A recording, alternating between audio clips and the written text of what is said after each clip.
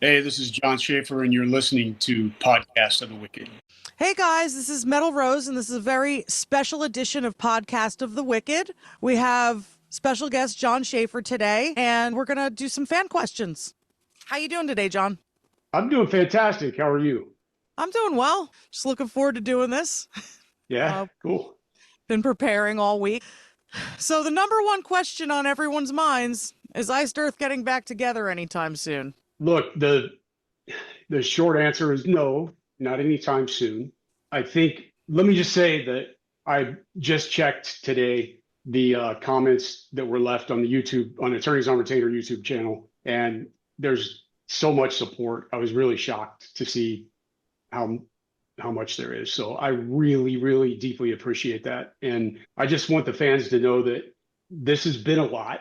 And if I've had great offers, great financial offers. So if it was about chasing money, then but that's a checkers move, first of all.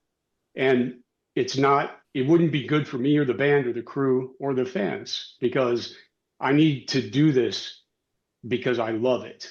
And whatever happens needs to happen and be truly inspired, and not a good IcedEarth record or a good show or whatever.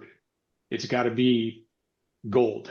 And that's going to take some time. I've got a lot of recovering to do from all of this, and I'm working on that.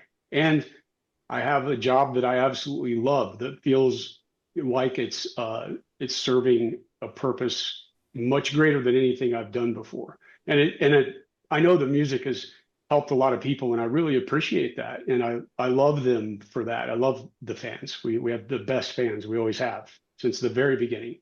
There's just been this kind of a loyalty, and that's an amazing thing. But this is a season, and anybody that's lived long enough knows that in your life you go through seasons. And there's been major changes, which very likely will result in the best music that I've ever written. And I think there's a good possibility of that. But the time is right now, not right now. And I don't want to push and force something, because it's not going to be good for anybody. It's not going to be good for me. It's not going to be good for the band. It's not going to be good for the fans, so that this is a long legacy. I started this band 40 years ago, and that's a long time. And I worked my ass off for it. And, God gave me the gifts, but I did the work, and did a crazy amount of work. And it's a solid legacy. And so, I don't have anything to prove to anybody. I don't need I don't miss performing right now. I mean, that was never really my thing anyway. It was always about the songs. That's the number one, period, end of story. That's it. Everything else you do because that's what you have to do to get your songs heard. IcedEarth, along with Demons and Wizards and Sons of Liberty, and when my old buddies in Purgatory and I got back together, that was a fun thing. That was a fun project to do. That was one of the, not really because of work. It was because it was a fun thing to do with old friends. It's got to be inspired. I'm not going to do this to go out and chase Federal Reserve notes or euros. That's not the way I'm built. It would definitely make it easier for me to get my financial world back in order. But I don't whore myself out, and I never have. And that's the whole point. And just getting off of that hamster wheel of album tour, album tour, album tour, it's been a good thing for me. I think that there's a very good chance that something can happen in the future. Right now, my energies are focused on something that is not self-serving, that is being part of something that is really trying to make significant change, and to try to push our society into a freer society, pointing it back towards the founding principles, even maybe a little bit better, this philosophy, the live and let live philosophy. I don't want to go in too much because Mark's book isn't out yet, but there's a lot going on here. And this feels like a very just and righteous cause to be involved in. That doesn't mean that there won't be, and Mark and Andy they want me to do music again. They've made that clear. and then I'll still be able to work with them if I do that. So that's a good thing. I'm not going to make any promises about anything right now. There's a huge catalog to celebrate. We've always got there, the first album has probably been reissued close to 15 times at this point, which blows me away because I wouldn't have even thought about that when I was, however old I was then, 20 years old or whatever.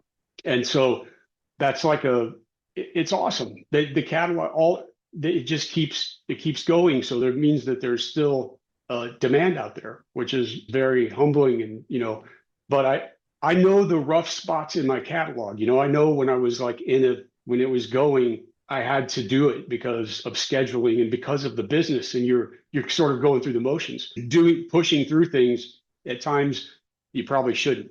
So you have to trust me. I know how this works, and I know whatever that we deliver in the future has got to be nothing short of amazing, or I'm not going to do it because I don't want to do it. If that's the case, it's just not a smart move. It's just not. So, we've got these crazy things. I don't know if you can see them. These are nice. Probably the CDs that look like vinyls. Well, they don't.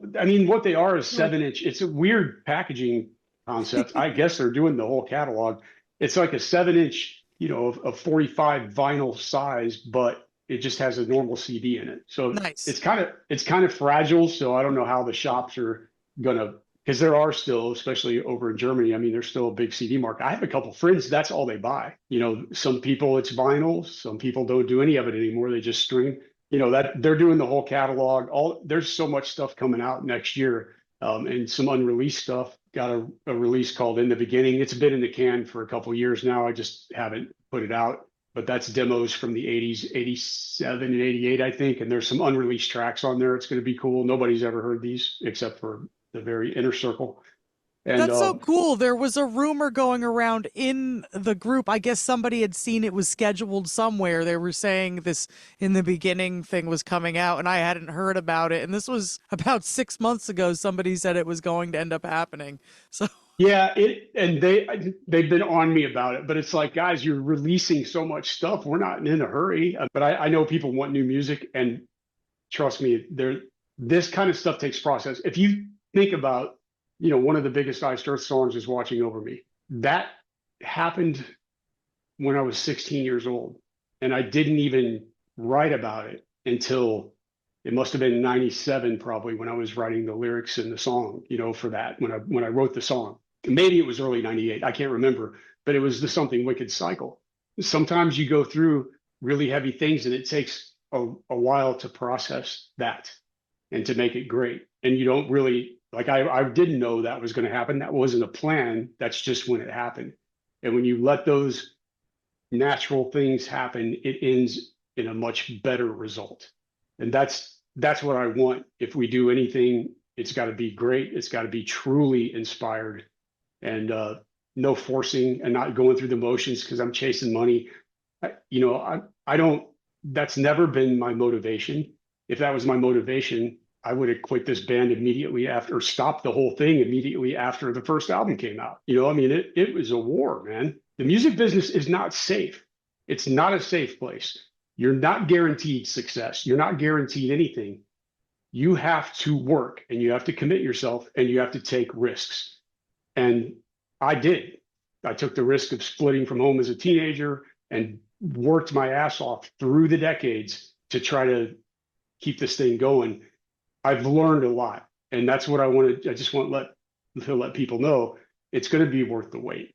I don't know when that's going to happen. I just know that when the time comes, it's going to be, if it comes, it's going to be truly inspired, and it's going to be worth waiting for. I believe it. Aldafo says, take your time to come back to the studio and stage. Surprise us. I'll be waiting. You rule, John. Thank you, buddy. Then we got another one, David. There's still a big fan base that can't wait to see the next incarnation of Iced fucking Earth. We got a couple of questions. One of them is, how did you come up with the name IcedEarth? I'm familiar with the story, but maybe some people aren't. I'm kind of shocked by that question, but it was recommended to me by my friend Bill that was killed in a motorcycle accident. We were dreaming of starting a band together probably since 5th or 6th grade. And it just sort of at some point, I don't remember, it's been so many years ago, but I had my heart set on Purgatory, and he would have been a part of this in one way or another. There's no doubt about that. You know, he wasn't a musician, but he may have ended up being a manager or a very trusted confidant through this whole thing. I know that because that's the kind of relationship we had. But that was his recommendation. And when I had to change the name of the band from Purgatory because there was a band from Cleveland, Ohio called that, then I did it in memory of him because it's a cool name too. I actually liked it, you know, and it's different and it's just like, but if you go back, you can't see it on the camera, but I have some IcedEarth memorabilia in here. Facing forward, Washington crossing the Delaware, Washington and Jefferson. That's my forward focus. This is behind me, beside me. I got the original Night of the Storm Rider painting hanging over here, and up there is when I designed the Rose logo, and that was named after a Kiss song called Under the Rose, off of an album that most people don't like very much. It's called The Music from the Elder. I love that album. I mean, I think there's some really cool stuff on there. It's so radically different from everything else, but I'm one of those rare guys. Like I loved Ozzy and I love Dio. So, you know, I don't care about any of that kind of stuff. If something touches me, I'm into it. But if you look at the original logo of the Rose, you can see where it started, you know, because then the Purgatory, that was 1983 in graphic arts class. I found that t-shirt in a box. It was actually quite disgusting because it was in a plastic bag for like 30 years or something, 35 years, I don't know. And then the Purgatory, you know, I changed course, designed the Purgatory logo. Would have been actually in 1984. That was like the real start, but that was when the ideas were going and when I designed the logo. I also have that original shirt, but it was worn so much, like there's barely anything left of it. You can see the IcedEarth logo in those old designs. You know, it was starting, but in my mind, the mission started on January 20th, 1985. That was when when I was like, okay, this is it. This is going to happen. Unfortunately, or fortunately, we had to change the name, and I thought IcedEarth is cool. So with that direction. That's awesome. So Anne asks, I believe Jon moved from a small town in Indiana to Florida by himself with his buddy Greg, I believe, when he was only 16. Could Jon tell us all about that story and how it went down? And were his parents or family okay with that? My parents would never have allowed me to do that. Yeah, it was a ballsy move. It's something, if there's ever a book someday, Greg and I are going to have to get together and put our notes together. But my parents were definitely concerned.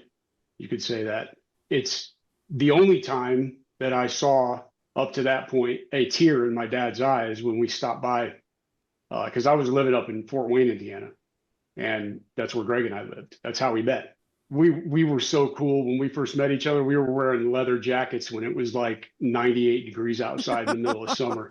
You know what I mean? We were the typical stoner, like metalhead kids. They were concerned. I mean, definitely. But they also knew that they weren't stopping me. I mean, I was so driven, always have been my whole life. And one of the last things I did was be a pallbearer at Bill's funeral. And it was just like, this isn't good. I was actually very good in school in terms of grades without studying. I mean, I got by, you know what I mean? If I would have applied myself, I would have been like a straight A student, but it was an indoctrination camp and I knew it. And I didn't want anything to do with that. I wanted to get on with my life. I just knew that this was going to happen at some level. First of all, failure was not an option.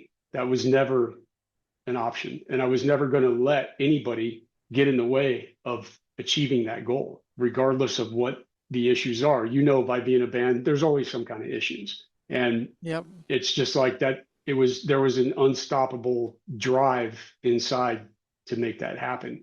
And I think anybody that's worked with me, they know that. They know that was there. That doesn't mean it was healthy, because it wasn't. But there was a lot of people that contributed their talents. I don't take all of the credit for everything, but you have to have a driving force. And usually there's one or two in a band that make things happen. So, Greg and I, it was a ballsy move for sure, but that's how it started. And we were bitching all the time because we felt like it was taking forever. But if you think about it, I mean, within 3 years, Enter the Realm was recorded. And in about 89 is when we started our discussions with Century Media. And then the first album came out in 1990 in Germany. And I think it actually hit the US market in early 91. So it happened much faster. When you're young and you're a kid, you're impatient, you want it right now. Well, we didn't have the chops to do it right now. I mean, we sucked, just like all bands do in the beginning. We had the confidence and the drive, but we didn't have the talent yet. And so that took a lot of rehearsal, and it took time, but it didn't take nearly as much time. I mean, Greg and I talked about that recently on the phone, how impatient we were. And then looking back on it, it's like, dude, that was pretty impressive, to make that move. And then you figure a 3-year period, basically, you've got, the Enter the Realm demo ended up becoming one of the most legendary demos in the music business. I mean, it was highly sought after. I don't know what, there was a point where I've heard stories from fans where they paid over $1,000 for a cassette tape. It's just one of those things. The time was right, apparently, for that. Anne also asks, on the first 3 albums, they had pretty complex, long, and epic songs that had average 20 different riffs parts in it. How did you map that stuff out and remember all of that stuff? Did you tab the parts out? Were those songs played in one take? Since Jon is self-taught, how did he know what sounded perfect together? Did he copy his idols? It's a long one. But that's a lot in one question. Let's not forget Randy Schaffer's role in those early songs too, because he came up with some cool shit. We jammed pretty much every night. And I was never interested in playing other people's music. Never. That's not a thing. So I didn't copy any of my idols. The inspiration came from them from listening, but I never learned their songs. I would learn like a Black Sabbath riff here and there or whatever, especially in the beginning. Smoke on the Water, obviously. That's like, nice. One of those beginning things. But I never was interested because my background was art. As a young kid, I was drawing and painting and doing all of that. And once I finally convinced my dad to give me a guitar, he got it for me for Christmas. Everything went into that. And I just started making up parts. And then the poetry thing was already there. And eventually it got combined. We jammed a lot. And I think when you're younger, it's just a different phase. As I grew as a songwriter, I started to think more about the vocals and writing songs that were more like hook friendly rather than just massive changes and tempo changes all the time. Did we get them all in one take on the early albums? No. But what we did is, this is pretty wild, because of the tempo changes, our sound man at the time, his name is Al Burge, and he was like the 6th member of the band. He was there with us just about every night for rehearsal that we rehearsed. And back in those days, the only way to get a drum machine that would be able to do instant tempo changes was a keyboard that was called a Synclavier. And it was like over $100,000. In fact, that's what Jim used for all of the drums on Crimson Glory to I'm not going to get into the tricks, but on the big Transcendent album that they had, Transcendence, whatever it was called, they used that. And that was a guy that was sort of like a friend of Morrisound's that owned this crazy expensive piece of gear. So what we used was a Dr. Rhythm drums box. It was like this big, and it didn't do tempo changes. The tech wasn't there to program tempo changes. So Al, our sound man, we would go through and map out the tempo changes. So say we're starting off at 186 beats a minute, and then we're going to drop down to 164 at this particular measure. he had to know the songs well enough there. He would stop it, dial in the new tempo, and then on the downbeat, he would be kind of accurate there. And that's how we did the drums, because back in the early days, I would take the master tracks home to rehearse with the drum performance so that I could get through it fast, because Enter the Realm was 4 tracks of rhythm guitar, but then on the first album, I started doing 6. When you're doing that many performances and you're trying to ace it every time, you've got to know where the drummer's rushing and dragging. And they all do, trust me, even when you got a click track. So that was a different time because we were limited to 2-inch tape, 24 tracks. The first 2 albums were 24 track recordings. The Burnt Offerings was our first 48, and we even hooked up an 8-track digital. It was called ADAT, and it was the first one of the first styles of digital recording. It looked like a VHS tape, and that had 8 tracks that gave us extra. That was stepping into kind of a different realm. But when you would do a mix of when Zeus remixed the 30th anniversary of the first album, and I can't believe that Century Media didn't market it that. They just put it out as remastered. There's a radically different process. Remastering is easy. Remixing that's a whole nother animal. But because we were limited to track space, the drums would get bounced down to a stereo pair, and same with the rhythm guitars. And everything, you have to bounce it. Like after, that's a master, we're going to take those 6 tracks, and we're going to bounce them to 2. We're going to take however many tracks were on the drums, and we're going to bounce them to 2 so that we can keep adding parts on. Once you do that, you're married to that. So you can't go back in on a remix like on the first album or on Stormrider and isolate those toms and all of the different channels because they've been bounced. So you can go in and there's things you can do for sure, especially the technology now it's off the chart. But it is limiting compared to if we had every single drum on its own track. Once you bounce them, you're married to that. You can't isolate the channel and work on the tones of the toms, stuff like that. But that's how the process was.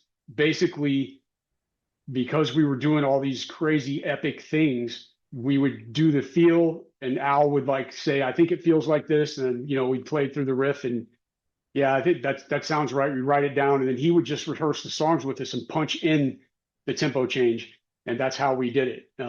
It was the only thing that we could do that was even remotely within our budget at the time. That's a lot. I know. I'm sorry, but there's a whole lot of things there, and it's just trivial, like historic. But I'll tell you this, man. Before all the crap happened, I'd spent a significant amount of money. I think it was like $27,000 to bounce all of the original 2-inch tapes to digital. There's a guy in Jersey that does that, and he specializes in that. He gets catalogs of the older artists and gets all their master tapes, and then they transfer them to digital. And I've always been irritated by the way guitars sound with the analog to digital converters. It's definitely better than in the beginning when they, like with the Glorious Burden album. That's when that was our first full digital album. The guitar tones kind of rubbed me a little bit the wrong way. And when you pull up the sounds of those original guitars recorded to tape, there is nothing like it. He did a fantastic job. So the whole plan was to be able to go back in and do things like what we did with the first IcedEarth album and try to do a remix to make it as good as it can, not just remaster it. Everybody does that. You're just changing the EQ, changing the volume, some limiting levels and stuff like that. But going in to be able to remix those things is, it was cool. Zeus did a really good job on the first album. That was recorded on a super low budget and fast. We had to do it fast. That's typical with everybody. As you grow, you get more money to work with. But unfortunately, the label will never work with me again. So it's not so much the Century Media people. I think it's the Sony overlords. So I don't know that there's anything that I can do. We'll see. but it would be nice because you have so much more control, especially when we started getting into albums like DarkSaga, SomethingWicked, the Burnt Offerings album. Yeah, it was 48 track, but I'm not really thrilled with that record, and I'm not thrilled with the production. So it would be fun to go back in and see what we can do differently. But it really started to like come together from the way the tone was in my head. On the first two albums, I was using a Marshall Jubilee amplifier. Then Larry Groman built me custom, JonSchaffer spec heads, and that made a big difference. And when we did Burnt Offerings, there were a couple mics that were out of phase, and I thought that sounded cool at the time, but then it didn't really. It's a weird kind of. I mean, a lot of guys like that tone, but it's not really what I wanted in hindsight. It has a little bit of a transistory vibe to it, and it's just phasing of the mics. But we didn't do that on DarkSaga, and that was definitely more of the tone that I was looking for. Pierre is saying, we're patiently waiting for you, Jon. Take your time and come back stronger than ever. You got friends all over the world. And we have Daniel. No questions, just a big thank you to Mr. Schaffer for all you've done and you've created. Chris would like to know what you've been up to since you got pardoned, and then pretty much asking if, anything new's going on, any creative plans. No, I mean, I've been, working for Attorneys for Freedom is what I'm doing. I'm taking that very seriously. And there hasn't really been any creative stuff on my side because I haven't been feeling it, and there's no point in trying. I know myself. I've been doing this a long time. I know how it works. I know how a lot of things work, and I don't want to push it because it's art and it needs to come naturally for it to be great. But I really appreciate that support. Just let's see what happens. I think people are going to be pleasantly surprised someday. Chris also says, I would like to wish him the best no matter what he decides to do. He also wants to offer thoughts and prayers for family-related challenges. Tony says, God bless you, Jon. I will pray for you. Adam says, does Jon have any specific prayer requests? Yeah, pray for my family stuff. And I think I pray myself for discernment and wisdom, and that the mission that we are undertaking is serious and it's blessed. And I pray that it's blessed and that we're everything that we can to try to make the American people's lives better, freer, more peaceful, more prosperous. And then if we set that standard and get back to what we're supposed to be, that's going to have a big effect around the world, because I do care about people. I care about people whether they agree with me or not. I care about people's rights. That's what freedom is, allowing people to live the way that they want to live, as long as they're not aggressing, as long as they're not trying to stop you from living your best life. That's actual freedom. And it's hard for people to understand. I think, when I say something like, I'm the most anti-fascist, well, let me just put it this way. I'm the most anti-collectivist there is, because all of those systems, whatever kind of ism you want to put on it, they all subvert freedom. And that is provable fact based on history.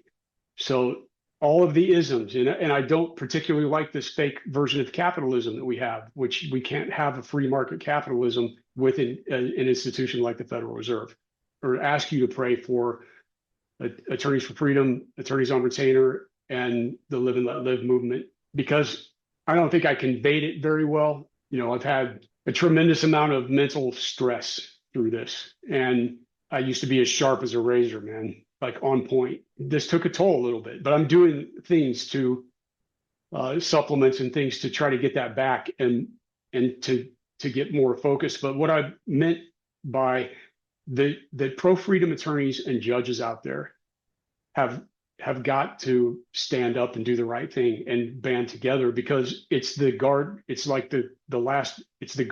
of civilization. If that collapses and turns into what we've seen recently, it's over. And believe me, the next step after that is very, very ugly, and it's something that nobody wants. But if people are sort of under I feel like people around the world are in sort of a Stockholm syndrome state of mind, And 100%. we've got to try to break out of that, because, you know, it's going to go to a dark place, man. And that's why I feel like even if I'm just, you know, a wheel in the cog of a machine that is trying to make a difference, then that's worth devoting my life and my time to. Jake says that you're a genius and he hopes that you write music again. And then there's Jacob M, who said that he doesn't care about politics or personal life. And he's seen you in Ireland in 2014, and God bless. Thank you. Jerry is asking, do you have a timeline for the Sons of Liberty reissue? So definitely before 4th of July next year, because that's the big 250.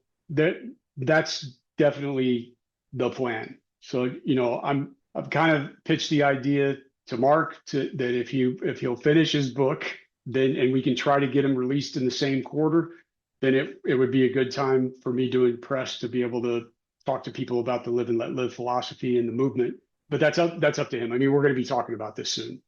I'm heading back out there next week. So, but regardless, the SOL thing is going to happen, because I want it for whatever reason that it feels important to me. I mean, there's a lot of things going on that are very concerning, but there's also some really good stuff happening. And I think we have to focus on the good. And there are some good things, you know, there are. And I have a feeling in my gut that we might actually have something to celebrate by July 4th next year. I hope so. So, you know, if not, either way, it's coming out. But I would imagine that when I start to get music, if it comes back, the desire, then I have a pretty strong feeling that the first thing is going to be Sons, because but I don't know about that. You know, maybe it won't be, but that's my story. You know what I mean? That's like actually most of the IcedEarth stuff is my story, but it's done in another way, a lot of times allegorical or whatever. But the Sons thing is very personal, but we're going to do a double vinyl. It's going to have, and I got to tell you, the artwork it's one of the best album covers in my catalog for sure. And the back cover is sick. So like, there's some cool stuff going on there, which is the weirdest thing, because on almost, you know, I mean, when I didn't have any control over the artwork in the very beginning, because Century had all that, that was frustrating as hell. It's been very, very rare in my career that I couldn't see the cover. It's always been about the vision, chasing the vision. And I didn't have a vision for Sons of Liberty. The music I did, but I could not see an album cover. And so, you know, we kept it pretty generic. And this now is making a very bold, provocative statement. And there's some pretty big signals in there that the fans that really know my work and know what I'm about, what I stand for, they're going to get it. They're going to get it immediately. So, you know, but it'll be a double album. It'll have the Rush Fires of the Mind album. It's going to have the Spirit of the Times. All the drums have been played by Markprator, so no more programming it. I love that dude. And he is just still to this day. We were talking about it when we were, you know, Jim and I were down there working with Mark on recording the drums on these songs. I'll never forget when Mark came in, because we were drummerless at the time after the Burn Offerings fiasco. And Mark came in to do the song at the time was called Hellspawn. And then I changed it to DarkSaga. But he came in to jam with us. And that's a very simple song. Actually, that's a very simple record, but it's a great record.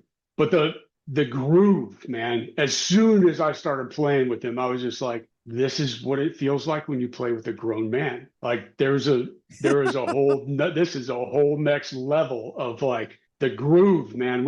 It was just fantastic feeling. I mean, Jim just saw my face light up. He was like, yeah, I knew you were going to like this, because I'm a timing freak, you know? So there's a point where it becomes, when you have to edit everything because, you know, you want it to be like efficient and right. And then I got to stack all these crazy, I don't have to, but I like to stack all these crazy guitar parts all over the place and do it, you know, efficiently. But when you play with a guy like Mark, and it's just, he's the groove master, man. I mean, it just grooves. So it's cool. For me, it's a big step up. Again, this is one of those things, it's always been, if it's not for you, that's cool. Nobody's forcing you to like it. That's a passion project. It's a real thing. Now it goes to another level because we got a great drummer on there, and the drum programming that's available now compared to 2009, it sounds fantastic. I mean, there's a big difference. So I mean, and even that we did in 2009 was a huge leap from 10 years before it. So but it's just having real drums on there and a remix, that's going to be helpful too, because we were rushing through that. That was all about the message. That wasn't about like, building an elaborate production or anything. It's raw, it's authentic, and it's passionate, and it's the truth. So I love those albums, and I always felt like your version of Spirit of the Times has a lot more passion in the vocals than when Stu sings it. And no offense to Stu or anything, I'm not trying to be mean or anything, but just feel like when you sing that, I feel like you mean it. I love Sons of Liberty. That's probably my favorite project of yours. So I'm looking forward to the re-release, and it's exciting. And I guess you're telling us that there's going to be new album artwork, which is even more exciting. Yeah, it's badass. And it's going to be, we could have done a separate release, but I just wanted to put it out as like, that's a Sons of Liberty phase. It's basically pointing out the problems. If I do a third Sons of Liberty album, it's going to be the solution to those problems. That's the whole point. So I would expect that there will be an SOL trilogy. I mean, I think that's like, I can feel that happening at the beginning level. I've been thinking about it for a while. I actually already have the album cover done. So nobody knows that, but it's done. Now we got it. We got it in the can. I just need to write the songs and do the production and whatever. And I know I'm not a great singer, but I think people feel that it's real. And that I never tried to really sing. I mean, Storm Rider, that's not singing. God of Thunder is on when we did the tribute, the cover tune album. I mean, that's not singing either, so, and it's not, I don't really care as long as it feels real. That's the most important thing. So I think you have an excellent singing voice, but that's just me. On the topic of Sons of Liberty, Joe in Michigan was wondering if you had any contact still with Alex Jones and his crew. No, I haven't. I talked to him over the phone, actually on the air briefly, not long before J6. Oh, wow. Okay. Yeah. Joe, but also, I don't listen to it anymore. Sorry, I didn't mean to yell, but no, I that's just don't. Okay. I don't like. I understand what's going on, and I have for a long time. And I don't need to. I'm in a peaceful spot, and I don't need to get worked up about all. I mean, we're in a fallen state. This world is a mess, and I know that. And so I just have, my thinking now is controlling what I can control, which is me and my reaction to things, and that's really the only power I have, and the opportunity now to work with very serious freedom people that have their lawyers. That's where the answers lie to fix these problems. And they're a minority. This is not going to be an easy task, but we're committed. Let me just take this opportunity to say, I hope that the fans out there will stop.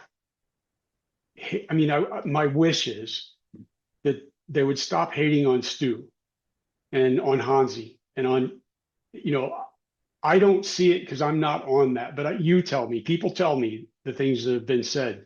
The amount of bots that were, I mean, Elon Musk exposed that on Twitter. He said he thought like 93% of the accounts were bots. So there was a lot of stuff going out that were giving the people the illusion that there's this, they're sort of like the false reality makers. The guys were pressured. Some guys handled it better. Some guys handled it very weak and kind of pathetic. And I think the biggest issue when it comes to Stu is that he made a post like cheering it on and then flipped, and that looks like a total poser move. You know what? It is a total poser move, but it's okay. Forgive him. We did some great work together. I had some of the best times in my life with Stu. I mean, when we toured, the Plagues album was different. Another one of those situations where I was wedged in. I was going through a divorce right then when it was all happening while we're in we rented this castle in Germany to rehearse and write. And then we recorded, I ended up working that album at like 4 different studios. And it's one of those moments, periods where I wasn't as engaged as I should have been and dealing with a lot of personal stress. That stuff affects you if you're a true artist. It does. It's gonna have a result on the end product. You want every recording to be fun. But to get back to the point, I have very precious memories with Stu. So please just forgive him. I forgive him. And he, it's everybody is a flawed human being. And the thing is, with Hansi and I are still close, and we are always going to be. And the difference is that we talked before I turned myself in several times. And I knew what was coming because the pressure he was under, and he hated it. But it's a witch hunt. It was a witch hunt, and it is what it is. I mean, it's a bummer because we write great stuff together, and we were on a serious trajectory. I mean, the last show I played in Europe, headlining Wacken on Saturday night in front of 100,000 people, and it was fantastic. And Slayer went on after us, and about 70% of the crowd left, and it was their last show in Germany. I mean, I'm just saying that's what happened. I was pretty shocked, but I mean, wow. It was a great. The reunion tour of Demons and Wizards was hugely successful, and we had an amazing contract. Actually, a really, really amazing contract. But Hansi had to do what he had to do. It is what it is. I treasure the memories that I've had with Hansi, and we're going to have more. There's probably not musically. I doubt that's ever going to happen. I don't even know if I'm going to do music again. That's off the table right now. But just as brothers, nothing's going to change that. So please don't, if you look, I'm all about free speech, man. I am. I'm just asking, try to be a good human about this. You have the freedom to say that. I don't censor anything that I don't have the ability to now, but even when I had the admin access to those pages, people can talk shit. There was only 1 or 2 times where there was some really vile, hateful stuff directed at Stu that I deleted those posts. But I've never done that because I don't really care. I mean, I believe in freedom. You're allowed to say what you want to say. But let's forget all of the division and stuff. People, I'm not an angel. I have behaved poorly in the past. I've made mistakes. Everybody has. So let's just forget all that and let's focus on the good stuff because we did a lot of good shit together. I mean, we really did. But with both of those guys, and it was the cancel culture mob mentality. It's real. And if you're not really strong and really of your convictions, it's going to have an effect, so it's like, I get it. And I don't hold any ill will. And I would really love for the fans to just let it go and celebrate this catalog that's hanging up behind me was done with a lot of very talented, cool people. I mean, that's something to, whatever drama, whatever shit's happened, let's let it go. And I mean, I really don't have any ill will. I know his true colors, so that's a good thing. So it's like, I'm not interested in hanging out like we did. And I have no interest in that, but I still, Sure. He's a part of the band's history and we did some great stuff together. So, and I wish him well. I'm so happy you said that. Carlos says he just wants to wish you the best in the future. Sincerely from his family. My kids and I are all huge fans of your music. My drummer, Dave English, asks, I know it's not on the table and you have other goals currently, but I love the Schaffer Barlow project, especially for the holidays. Would you entertain the possibility of doing a second down the road? Yeah. I mean, I think that's in the realm of possibility, but you just have to understand that even doing that, though it's going to mostly be cover tunes if we do that, something like that, I'm not into it right now. I have no interest in it. So that's the reality. But it's possible. It's just not interesting for me at the moment, but I'm glad he likes it. And I think we did a cool thing, and it'd be fun to do it, but I don't know. I'm on a mission right now. There's something else.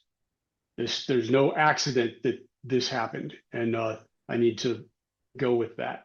Oleg asks, Lizzie Borden said in an interview 6 years ago that there might be a collaboration with Jon. Did anything ever happen with that? No, what I really wanted to do, because I love the album Love You to Pieces. I think it's a killer record. It's my favorite Lizzie Borden album. And I think we were kicking around the idea of doing a re-record, or at least going in to the original masters and doing an actual remix.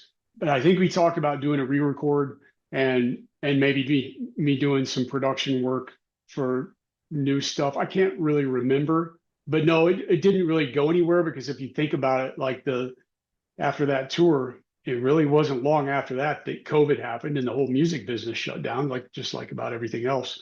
And then we know what happened after that. So, but no, I mean, it was cool touring with him. And I really love the Love You to Pieces and Give Him the Axe EP. Those are my two favorites. He wasn't totally thrilled about doing that because, he's moved on as an artist and that's early stuff.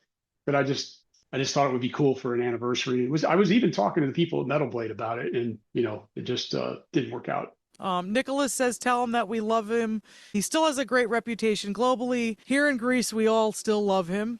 Tazos and also I love says, them. I know.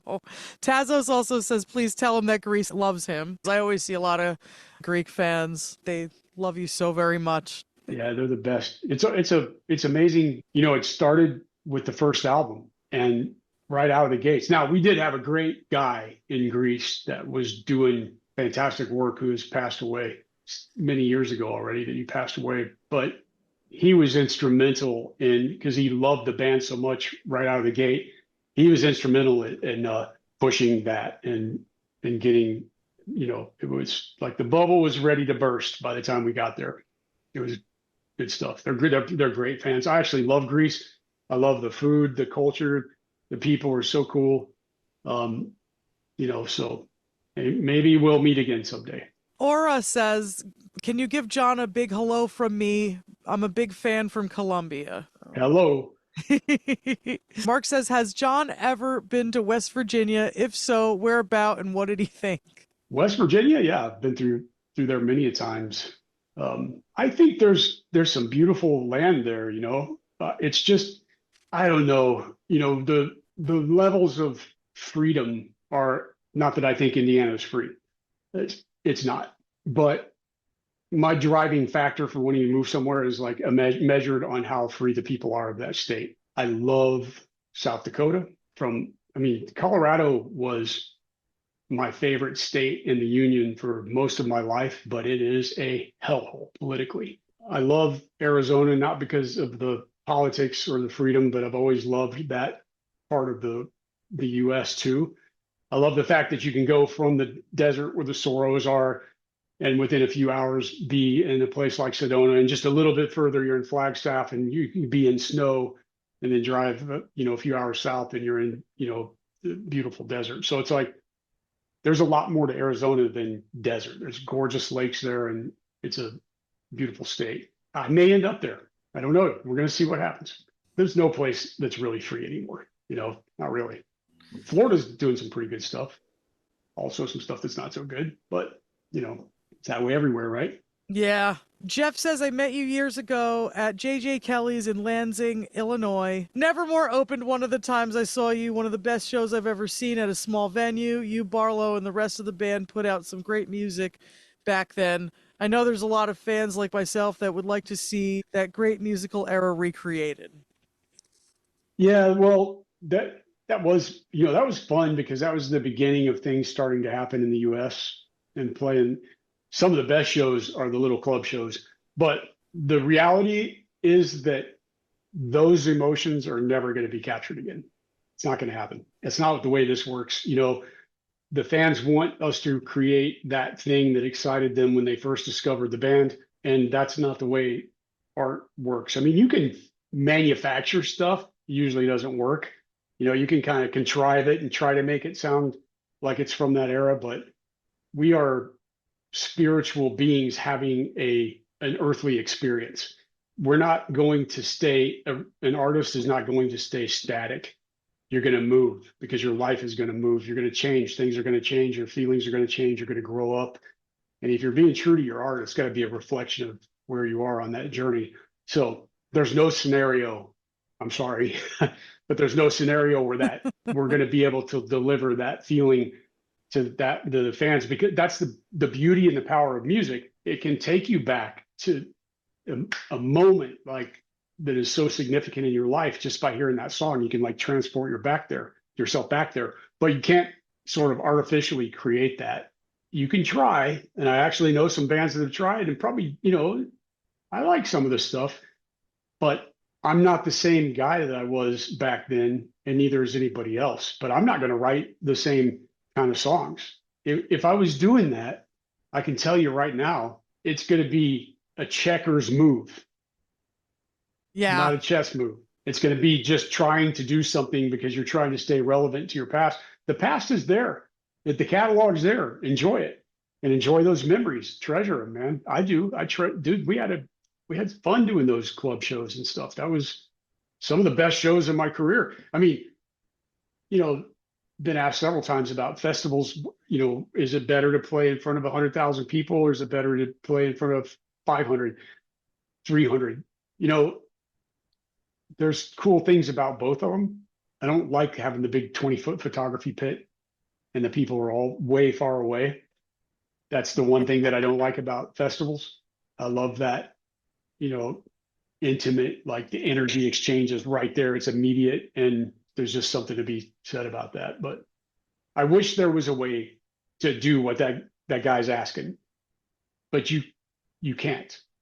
You can't. You know, because you're capturing a moment of that person's life, or there's something that was going on with their life where they really got into it. And we have a bunch of those moments through the catalog for many people of different generations and stuff. So, you know, I hear this a lot, and it really doesn't work that way. Not to be authentic. I want to be authentic. Yeah. I want to go through I know the rough spots in the catalog, going through the motions, but that's not being authentic. That's not like, you know, you're doing it because you're on a schedule and you have commitments and there's plans and all that. And it doesn't always result in the best art. They're still good records. I mean, they're not like terrible records, but they're not like shining moments of the catalog either. So there's a couple of parts to this question. Ask Jon about his guitar gear history and collection. For example, did he use Gibson Les Pauls for in-studio releases for all the 90s albums or something else? I've used a Gibson on every album that's ever been recorded. With the exception of AliveInAthens, because I had a deal with BC Rich then, and they weren't too happy when I asked them to build me a Warlock that made like a Les Paul. And they can't anyway, because Gibsons are set neck guitars and they're neck through, and that's a whole different kind of build style. But it's always been a Gibson, you know, and that doesn't mean I won't use other guitars for parts. I mean, I have, you know, several Strats and Tellys and things that are for parts, because what I play live in an IcedEarth show, that's not the only thing I do in the studio. I do a lot of parts. There's a lot of stuff going on, especially as the technology grew. You know, when you get to the point where you can do 200 tracks, you just go crazy, you know, and like, so sometimes to the point where it's too much. But there's a lot of layering, and there's a lot of melodies and harmonies and stuff that are going on in different parts. And so different, but the root guitar on every IcedEarth album, rhythm guitar wise, has always been a Gibson. Les Paul custom on the first album, and I think actually on Storm Rider 2, and then I started using the studio that I found, a Les Paul studio. I've still got that one. That thing was beat to death. I mean, it was around the DarkSaga, Days of Purgatory, maybe even SomethingWicked era. So, but whatever, always Gibsons, yeah.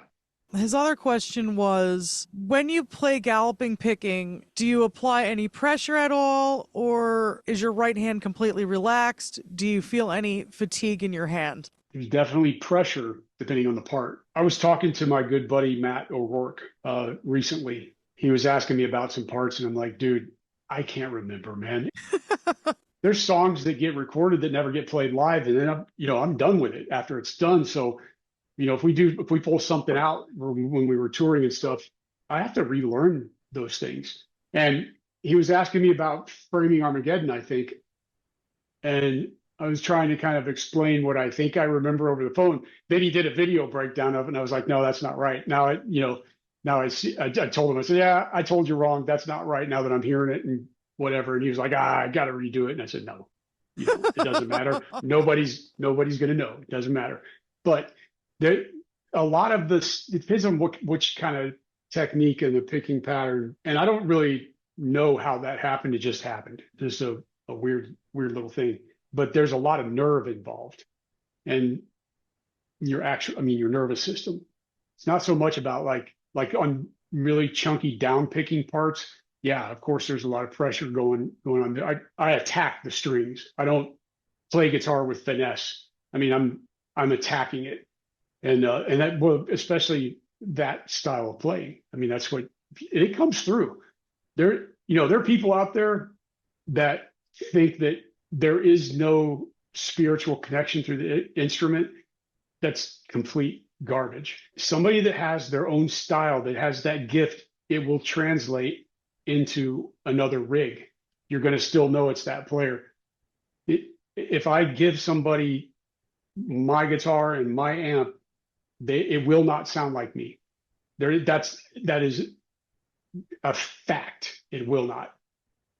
It'll have some similarities for sure, but there's something that happens I don't know how, but there's an energy there that somehow translates through that. It's not just the voice.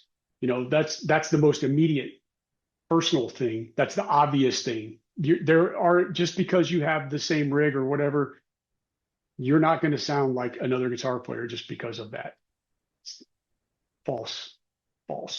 And all of the big marketing companies, they like to sell these kids on this guy's pedal, this guy's guitar, this guy's amp. Sorry to break it to you.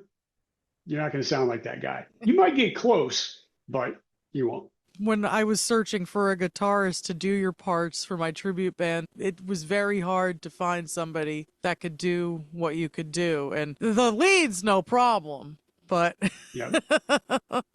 The rhythms, it takes a very unique person too. So, I think it depends on which songs, because some of them are really easy. So sure. I mean, some of them are really, really hard. So it depends, on that. MattORourke is kicking ass though. I know, he's excellent. He almost got the gig back, and he came out to audition for framing Armageddon, right? Might have been before that production began. And he grew up listening to my stuff. I mean, he's a fan for a long time. So he was really good. Might have even been the best rhythm guitar player of a guy that has ever tried out for the band. But at that point, the solos weren't there yet. I know he's improved. I mean, we're talking a long time ago. And that's what we were looking for, is somebody that was into soloing. That's never been a passion of mine. I don't really care about it. I mean, I like to hear a cool solo. David Gilmour is probably my favorite guitar player of all time. But, he can make you cry with 3 notes. And that's what matters to me more than the and all that. I just don't really care about that stuff. But there's guys out there that do. They think that's important and they get really good at it. Unfortunately, I think a lot of them miss the fundamentals during the process. Perfect example of somebody who definitely did not is Eddie Van Halen. His fundamentals, he was a badass rhythm player. And that translated into him being an amazing lead guitarist as well, with timing in solos like nobody else. So, that's a big deal. But those are kind of rare situations. The IcedEarth was the vehicle for the songs. The guitar was the tool. That's all. Like it was never It's kind of weird that my style happened the way that it did, but there's a lot of different things that are happening in terms of pressure, nerve. You can't play some of that stuff and be super rigid. You have to be super focused to get your not tense up the certain group of muscles needed, and so that you're not squashing the nerves, because the nerves are really, that's where the precision's coming from. It's like a firing thing. That's not a muscular thing. You got to be careful to not tense up because you're going to compress the nerves. And then sometimes you need to use the muscle part of it. Your energy will come through the guitar. It will. Now, whether you have the right energy for a guitar or not, that's, it's kind of subjective anyway. But if you're a spirit is on a mission and you're attacking that thing, people are going to notice.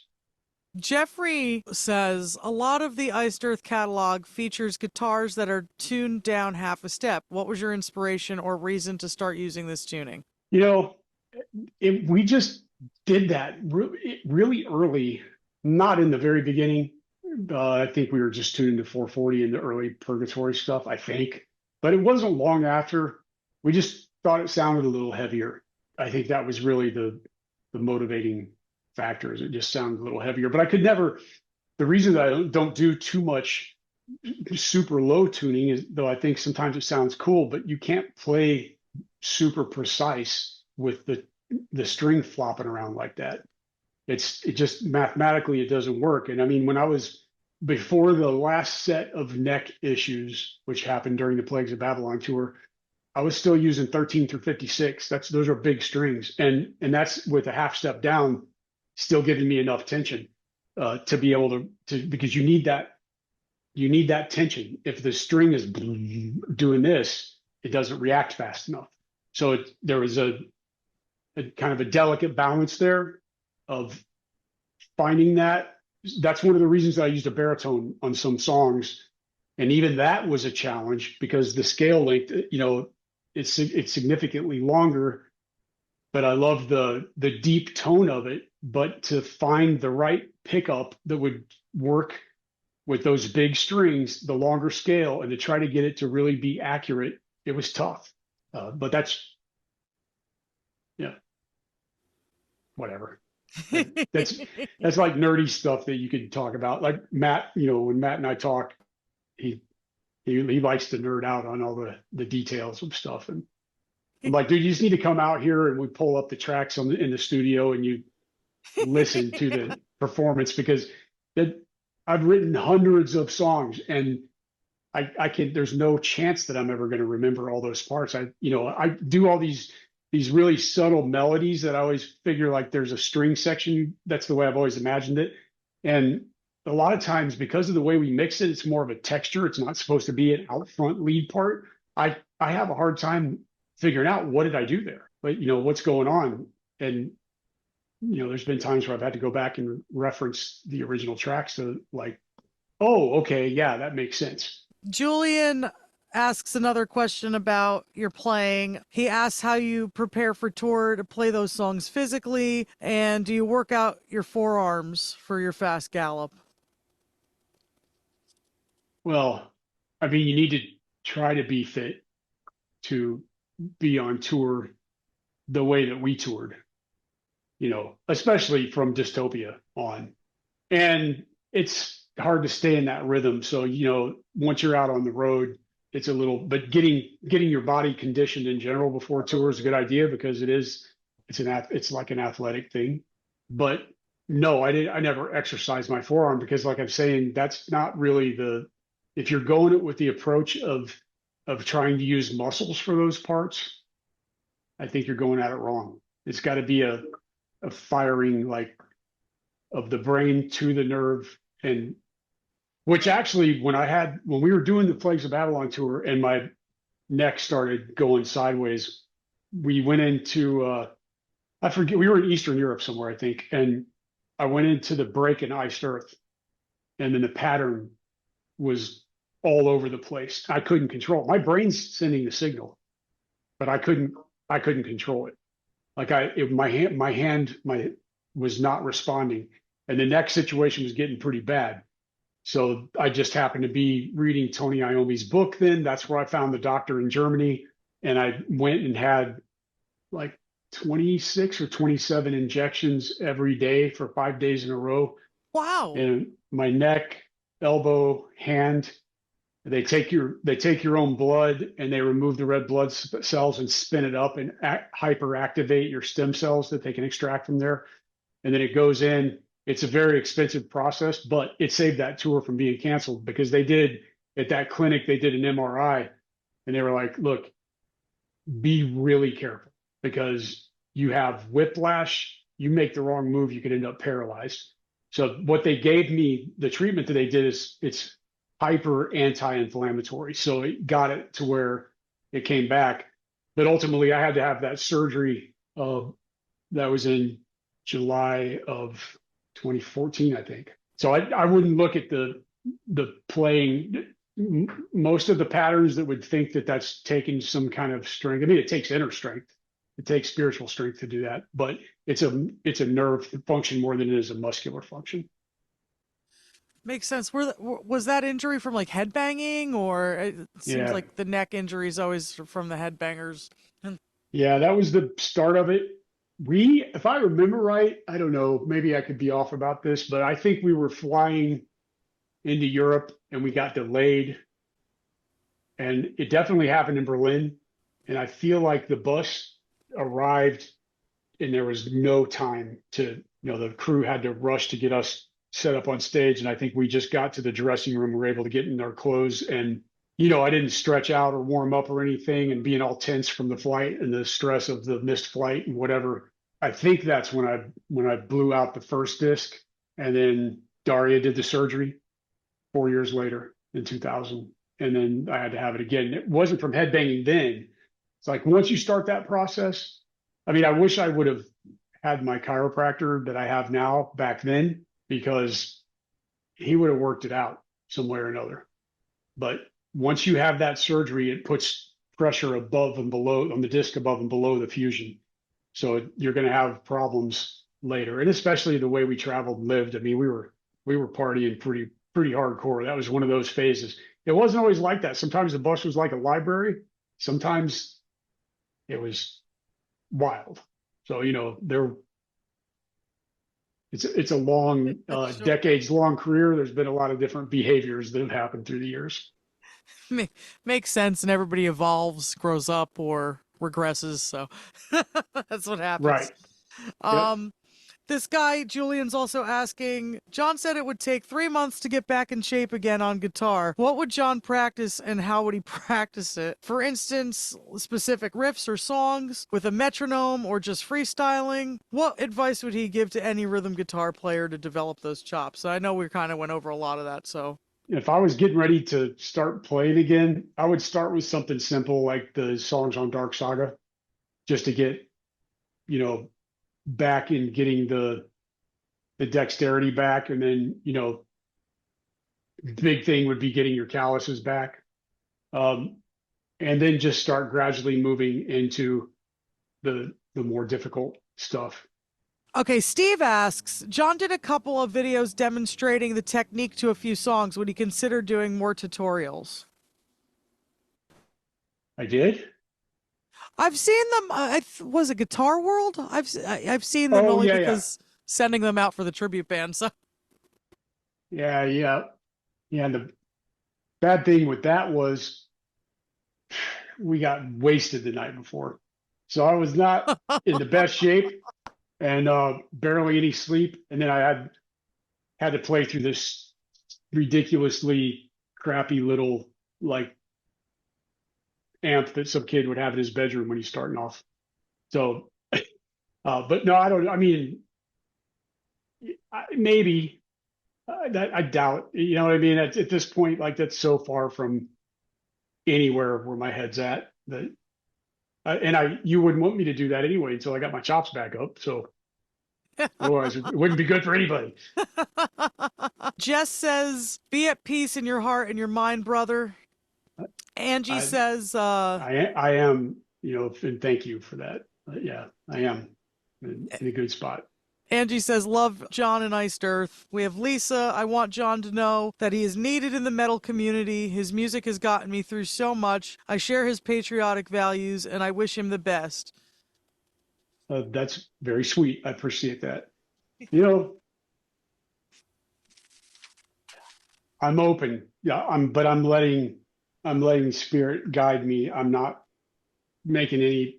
I'm on the mission that I'm on right now. I'm happy, very, very happy to be a part of the team that I'm with right now. And like I said before, we'll see what happens. This one is a question. I have a very special connection with my all-time favorite song, The Coming Curse. Could you ask what he could remember about writing that song, any inspiration musically or lyrically, some kind of story that related to the song, the writing process for that song, or anything that may have made that song happen? Well, that was like the first exposure of the SomethingWicked story. I mean, that's the third song in the trilogy. I don't know, man. I was just inspired. I mean, he was telling a story that also is one of my favorite songs, probably one of my favorites of all time. But I don't remember. I mean, it was not inspired by like any other band. The story was my own band. It's just the zone that I was in the writing process. I mean, but I think Prophecy, Birth of the Wicked, and Coming Curse are, highlights of the IcedEarth catalog. I mean, I do think those are great songs. I do too. So this guy asks, does he know who Razorfist is? And considering the guy has been championing his cause from the start, would he consider doing an interview with him? I would love to meet him. I think, I didn't know anything about him. Matt told me about him. That's how I found out. And I think when he was visiting, he may have played it on his phone or something. I'm not sure, but it was pretty funny. Yeah. So I would be. I'm not. I am kind of playing pretty hard to get with the press right now because this is a process, and I'll definitely be speaking out a lot more when Sons comes out. So, but until then, it's going to be pretty rare. Makes sense. That's why I hope too that, that Mark can get the book out, the Live and Let Live book, because it's one of the solutions to everything that I'm writing about in Sons of Liberty. So I think it would go hand in hand so that we can try to promote that philosophy and what we're trying to do. I don't want to say things out of turn. It's something that I believe it's something that all reasonable people can get behind if they understand what it's about. It's not new. Just the way that Mark has put things together in his book, it feels like it's a new way to deliver a message of non-aggression, and you can apply almost every real world problem to the live and let live philosophy and find a solution. I mean, it's cool. I just don't want to get too deep into it, but Sean says, "You got this, brother. Makes me love the music even more." that's awesome. This other guy says, "Much love and respect to Jon. True fans are still here listening to your music. You've inspired so many people from around the world. Thank you, Jon, for everything. Wish you all the best in this new chapter in your life." And then he just says, "I hope he's doing great. He's my music hero since childhood. IcedEarth forever." Thank you very much. Yeah, I appreciate that. And like I said, I mean, I was pretty blown away by the comments on the YouTube channel. I know that if I had the desire that I could bring the band back and we could make it bigger than ever. I mean, I know that, but it's got to be real. It's got to be because I want it, not chasing dollars. That's not an option. This one is from Antonia from Bosnia. "First of all, thank you for creating the songs and the band that carried me through many of the hardest years of my life. Your music reminded me that sometimes the spirit alone is enough to endure." Spirit's everything. 100%. Samuel Schaffer asks, "What are Jon's hobbies outside of music?" Well, I mean, music is definitely not a hobby. And it never was. for me. Sure. It was a way of life, and it was my life. It's what I devoted it to. Currently, I don't have any. I mean, there were different things that I've done. I mean, I was really into scuba diving and into whitewater rafting and hiking and climbing mountains. Man, I love that stuff. But what I'm doing now is doing a lot of studying. The book that I just finished called The 7 Habits of Highly Effective People is one of the most mind-blowing books I've ever read in my life. And I wish I would have read it a long time ago. It's Mark and Andy recommended it, and I got it. And it's a life-changing book, but it's a practice. It's not a one and done. I can imagine that I'll read that book 20 more times before I'm dead. I'm pretty sure, unless I drop dead right now. So then, I wouldn't be able to do that. No. But it's a fantastic book that's so inspiring. And here's the thing that I'll say about it. If you have generational trauma, which I would venture to say that almost everybody does, this is a book that you can be the one in your line that changes that. It will help you because it's incredible. And so I think I really highly advise everybody to read that. It's just incredible. So I mean but anyway, I'm studying, learning a lot of things with my new job, and there's some responsibilities, and to understand the mission that we're on and really get up to speed. And I'm working on trying to get my brain firing like normal. The 3 months in solitary was pretty brutal. The conditions were subhuman. But you learn so I got 3 books sent when I was in DC, because they denied. I would have been in the law library for sure, but we were denied access. So one of the books that Mark recommended that I read and my girlfriend sent to me was written from a guy who survived Auschwitz. And that was an amazing read. And so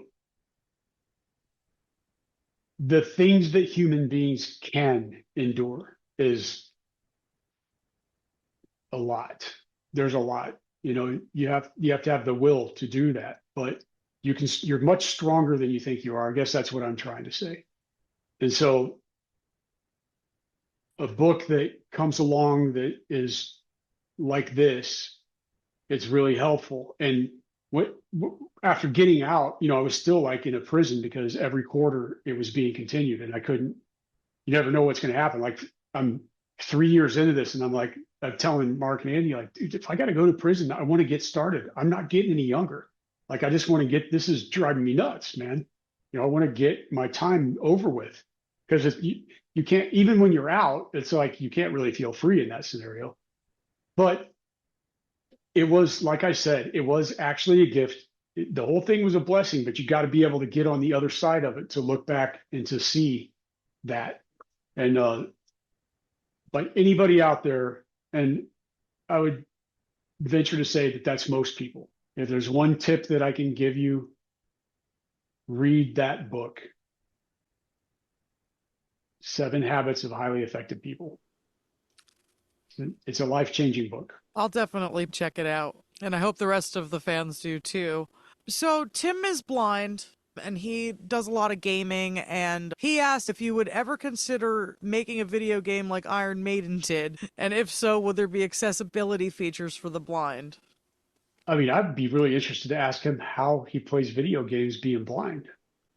I mean, how does that? I have no idea how that works. So I know there are readers and different accessibility features on the PS5. Somehow he does it. He has a whole gaming channel, and he does all this beta testing for PS5 and everything. It's mind-blowing, to be honest with you. I know that this is kind of a silly question. Him and his friend Annie also want to know what color your cat is.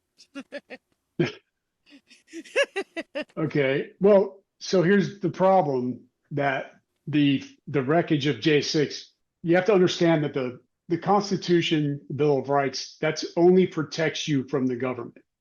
That's the idea. They're not allowed to break those rules. Yeah. Corporations are. And when you have a fascist system, which we actually do, I hate to break it to you, Yeah. at the very highest level. I'm talking, this is above any president that comes into power. So when you have that element, then the corporations are basically controlling, dictating along with the government through lobbying and all of the other kinds of means to push that agenda. So my plan was to start backing off on doing so much touring anyway, and to start, I had an IcedEarth board game and a contract with a company in Italy, and they canceled after J6, and doing a lot of different things that would have, yes, that basically that was on the table, like a lot of different projects based on the different characters that I've created and written about through the years, and doing different Comic Cons and stuff like that, and marketing to show people what all of these things are and what the plans are. Still doing shows, but not like going out 8 months a year or something crazy like that. That was just not interesting for me. And my cat Rowdy, he is what is he? He's gray. He's like a tiger gray. He's got other colors, but I don't really. He's not like solid gray, but he's like a gray tiger looking cat. Oh. Yeah. So Jay asks, I would love to hear Jon's thoughts on Matt and Freddie doing the DarkSaga anniversary tour. I mean, I think if it brings Matt joy, that's cool. It's not the 30th anniversary. That's next year, but the Burn Offering's 30th anniversary this year. But yep, it's always an honor when people cover your music, and there's been a lot of people that have. I've seen some awesome Demons and Wizards covers, like medieval fair type stuff that you would see with mandolins and all these crazy instruments doing. I saw a version of Fiddler on the Green that was awesome. Nice. So I think it's it's always an honor when somebody's doing your stuff. This kind of goes with the DarkSaga theme. VT asks, don't you think it's time to write DarkSaga Part 2? You will be the main character of the story because you've been through to hell and back like Spawn. Thank you. That's an interesting take. That's pretty funny. No, what's going to come, if it comes, it's going to come, and it's going to be authentic and powerful and real. And that's the only thing I care about. John Baylor asks, what do you think of the modern metal scene, like retro bands like Ghost or new metal bands like Slipknot? I'm not a fan of Slipknot at all. Sure. It's not my thing, but they put on a crazy show. We've done festivals with them, and it's not like I would watch like maybe 10 minutes of it, but it's impressive production, and they're a huge band, but musically it doesn't speak to me. Ghost I think they're great. I'm not a big fan of the lyrical content, but musically it's cool. Especially when their first album came out, what I thought was so great about them was that you heard an obvious Blue Oyster Cult influence. That can't be said about almost anybody else I've ever heard before. And that's a band that I loved growing up. And not all of their stuff, because some of it was a little bit too rock and roll and corny, but they did have some really heavy stuff too. And then they had some really ethereal kind of spacey stuff mixed with cool rock elements. And I've just never heard of another band where instantly when I heard this song, it's Ritual, right? Wasn't that the big one on the first album? Yeah, that's the big one. From the first one, yeah. That song was like obviously Blue Oyster Cult inspired, and of course the Megadeth elements there too, but the Blue Oyster Cult thing was like wow, that's super cool. Because, I've always felt like Blue Oyster Cult hasn't really been highly as they were an influential band, it's like one of those. I'm a fan. I don't think you hear Blue Oyster Cult in any of the music. I mean, that's why they got 2 covers on the Tribute to the Gods, because those are bands that were really impactful for me as a kid growing up, and not that I didn't play their songs, so I don't know how to. That's one of the things that made that album such a challenge. I think Ghost has some really great song structure, cool melodies. I can see why they're so huge. They have all the right stuff going on. Just not a big fan of the lyrical direction. So Rob asked, what are your thoughts on the heavy metal industry as of today? I haven't paid any attention to the heavy metal industry in 5 years. Fair. And I think it's crap anyway. I've always thought that. Like the music business is a complete shit show. So it's completely parasitic. If I do something, it's never going to be with a record company again. Like distribution, yeah, but I'll crowdsource it. Well, it will happen, but it's very unlikely. I mean, there is one guy that I really care very much for that recently left Century Media, and I think he's going to be starting something. Maybe, but he's such a fair guy. He hates the way the old school deals were. He wouldn't even entertain the idea of signing a band and keeping master rights because he's an honest dude and he doesn't like that. And so, that's somebody, I mean, and I would never do that anyway. Those were mistakes of my youth and not having good counsel either, not really knowing what you're getting into. I don't think there's a need for a label anymore. I don't think so either. You really don't. It's basically like getting a loan at the worst interest rate imaginable. I mean, that's kind of what the function is anymore. Yeah, that's in the indie world. You get up into the pop world, which I would never want to be a part of because it's absolutely wicked and the things that these artists have to go through. It's just that, but I would never play ball with those people. Never, not in a million years. They never offered me money to influence pushing the jab on people because they know I wouldn't do it. That was established a very long time ago. So Good. Even with the whole going back as far as Stormrider, that album was a huge success in Japan. It was a major label that had the license. They were trying to pressure me into writing songs that were more like German power metal. And that's a pretty different culture. And I'm a very direct person. And I don't think it went over there well. But I was like, there is zero chance that I'm going to change my songwriting style for a market or for a label or for anybody. It's going to be because that's what I want to do. And the people can take it or leave it.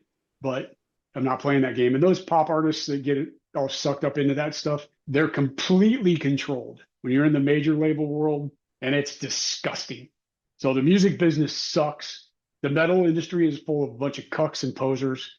And so I don't even care about any of that. And I haven't for a long time. I just had to deal with it because that's the business I was in. But it's always been a joke. It's going to be interesting how many of these places are still functioning since the USAID money's been cut off. Yeah. I think it's going to be interesting to see. Yeah, definitely. So Jacob W asks, are there any upcoming younger bands that catch your eye or interest? I haven't listened to anything. I do like Gene's last album, especially the song Lonely White Crow. That's Gene a great Simmons? song. No, Gene Adam. Oh, Gene Adam. Yeah. Yeah. Sorry. Not Gene Simmons. I was like, did Gene Simmons come out with an album? I don't know. So, okay, so you mean Gene Adam. So like Harvest Jacob Wind Swell? it's called. Yeah. Jacob Swell? Mm-hmm. Yeah, there's a song called Lonely White Crow that resonates very deeply with me. It's a good song. I think it's the best song Gene's ever written. And it's haunting and it's beautiful and it's really cool. It's a really good song. But I don't listen to music. Actually, the last album that I bought that I absolutely love was the last Maiden album. Senjutsu. I think that's the best thing they've done since Brave New World. Yeah, That's it's a just great my album. opinion. Yeah, I mean the closing the album with 3 Steve Harris epics right in a row. Are you kidding me? And they're great, man. They're great songs. And you know, Bruce is like superhuman. That guy's a force of nature. So I love Maiden, but there's been some albums I don't like so much. But man, I think Senjutsu is like, I was surprised how many good songs there are, and it sounds inspired and stuff. There's some production things that I'm not happy with. That was really odd, some of the mix decisions, but still the songs are great. And at the end of the day, that's the thing that matters. I mean, that's why so many of the classic like debut albums, because the bands are on a budget and it's done fast and they may not be recorded well, but I love the first Iron Maiden album. I love the first Black Sabbath album. You know, there's just something that happens in that when that magic, and that's what matters more than the mix does. You know, you can have a bunch of really shitty songs that are mixed amazing. Okay. You know, it's important, but it isn't the most important thing. Yeah, that's for sure. I was watching one of the last interviews of Ozzy with Sabbath, and they were talking about how the first album took them like 2 days to record. I believe And it. he was like, I wish we could still do that. And everybody was just like, yeah, but we can't. Like, and it's like, it was so funny. We just can't do that anymore. Yeah. Brandon says that your music was my childhood, young adult years. It influenced me so much, and I love him for it. I just hope that there is music in the future. I don't care what the theme is. My support will never waver. Wow. Thank you. I don't want anybody, please keep the faith. I don't want anybody to think that it's not going to happen. Just try to put yourself in my shoes and realize that ultimately this decision it's my decision. It's my band. Demons and Wizards is my band. Hansi's out. And that's also something to look forward to, that at some point there's going to be the live Bakken on vinyl.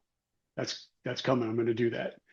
So, you know, there's going to be stuff, but in terms of new music, it's going to be, you guys are going to appreciate it so much more if it's from the heart. If I push myself into doing this, it's going to be good because I won't let anything else. I'm not going to put out a piece of crap, but it's like, I want it to be great, you know? And if Incorruptible is the last IcedEarth album that there is, it's a great album.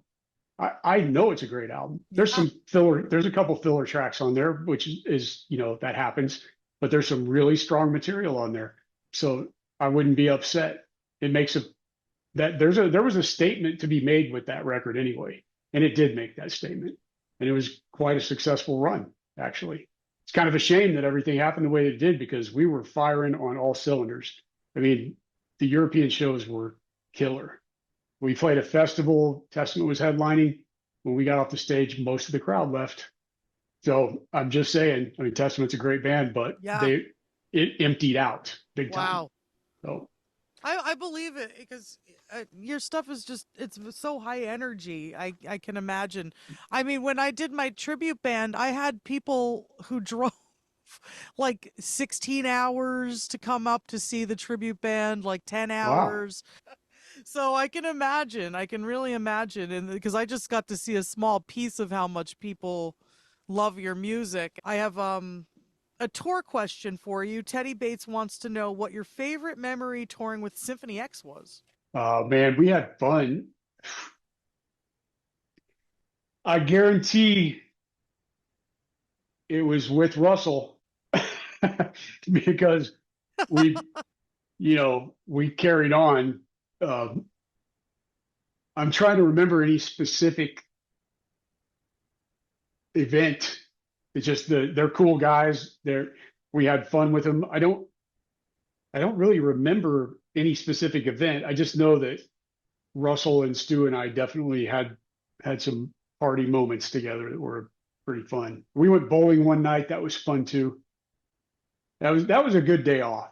But they're just one of those bands that we got along with good. You know, it was a good good time. They're friendly guys for sure. They're really cool, and Yeah, some of them are in New Jersey, so I see them milling around our local club Dingbats a lot and stuff. So yeah, cool. yeah.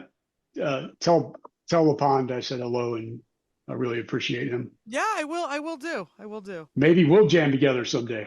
Yeah, Never right. know. Never know. He's so cool. I had Mike on my album. He played a song on my album.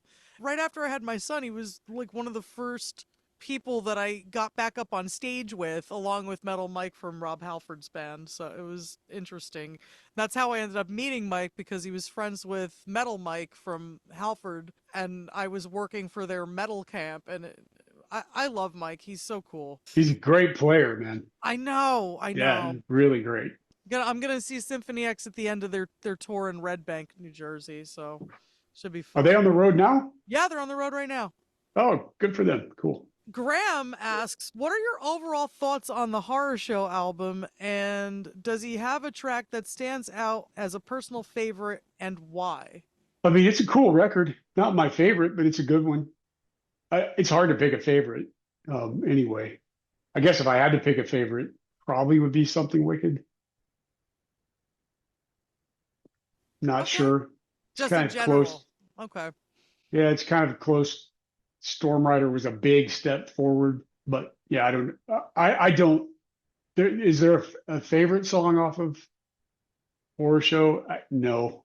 I mean, probably compositionally, I think I like Phantom Opera Ghost maybe the most. I never listened to that stuff, so it's.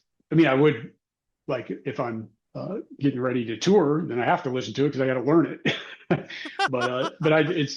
It's not something I do is sit around and listen to my own music. Yeah, So, it's weird to listen to yourself. I can relate. yeah. Tommy C says, can you tell him I think Horror Show is the best album of any band of all time? Wow. Okay. Cool. And so Len says, would you possibly be writing a biography? But he also says the most important thing is to know that you're healthy and doing fine, and that you're living a normal life with your loved ones. Also, if possible, tell him greetings from Germany and all the best wishes from a diehard supporter. And this guy's always, like, he takes pictures constantly. He's always wearing an IcedEarth shirt or sporting the merch. He's so into your stuff. That's awesome. Man, I've been asked that so much. I don't have any plans to. Maybe, probably. It's just a big story, and it's like, where do you start? What do you do? It would be too much for like a book. So I don't know. There's no plans. I've been asked that a lot, but there's no plans for that. Sure. And then definitely working on the health thing. It's this stress does a lot to you, and especially for that amount of time to go by. But yes, I am. I mean, I'm definitely happy. I'm definitely feeling like I'm exactly where I'm supposed to be for the first time in my life. And that's a really cool, different feeling, and with a real purpose. And so that's good. I've done a tremendous amount of fasting in the last several years. So it's gotten to the point, where I've lost a lot of weight, and even muscle weight, because once when your body, it needs energy and there's no fat left, it's going to start eating your muscles. So like that's a thing that I'm working on, and going full carnivore. Obviously, when I travel, sometimes that's not possible, but whenever I'm on it and able to stay on it for like 6 or 8 weeks, you can feel the difference. So, but yeah, I mean, I'm doing good. Believe me, I'm going to come back much stronger after all of this. And actually, that's when I was talking to Mark and Andy, my resolve, it's stronger than it's ever been. So if the whole thing was to try to break my spirit, it had the opposite effect. I can tell you that. And so that's the most important thing, is that you're strong in spirit. Your body's going to fail anyway. That's going to happen. But your spirit is where the real strength is. But I'm at peace. It's not like strong spirit with the pissed off John. I know people want that. Don't think that there can't be some really heavy stuff come out of where I'm at, now. Don't think that Yeah. it's going to be all soft like this. It's going to be a different kind of strength. But no, my resolve and my convictions are stronger than ever, having gone through this. So I don't think it had the effect that they would have liked. So Jeff Budd, he's asking, would you ever write a political book or a history book? Maybe. Not going to rule anything out, but there's no plans right now. I think what I would like to do in terms of when the time comes to tell my story, like I don't know if I would want to spend a bunch of time on a book about the band. Like everybody knows about the band that gives a crap. Like what do we need that for? You can find it. You can find all that. There's been thousands of interviews where people have asked me about the band.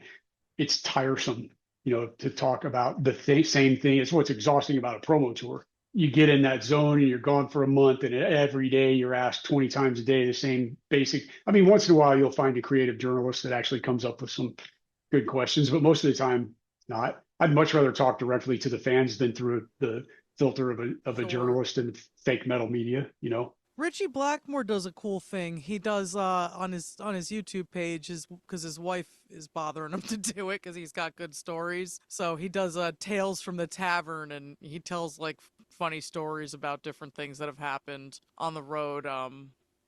Maybe you could do a series like that or something like that. Yeah, that's pretty cool. Yeah, who knows? I haven't seen that. What's the channel called? It's just Richie Blackmore Official on YouTube, and he puts out all this retrospective stuff, and his wife records them for Tales of the Tavern. He told a funny one about Eric Clapton, and so many of them, like smacking Ian Gillan in the face with spaghetti. Because the guy, he put ketchup on the spaghetti. There's so many funny stories. When we go to his shows, she always makes us cheer, like, write a book, because he says, he goes, who cares about me? It's definitely not a priority for me, and I've been asked it for years and years and years, and I just don't.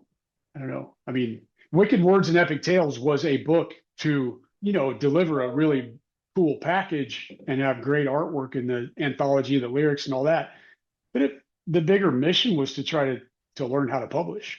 That was what the whole thing was to do, is learn how to do that, so I could start doing comics and graphic novels and stuff with all these characters that I've created and written songs about. And even in the Demons and Wizards stuff, there's a few characters there that I would like to have gone with, but that's kind of off the table right now.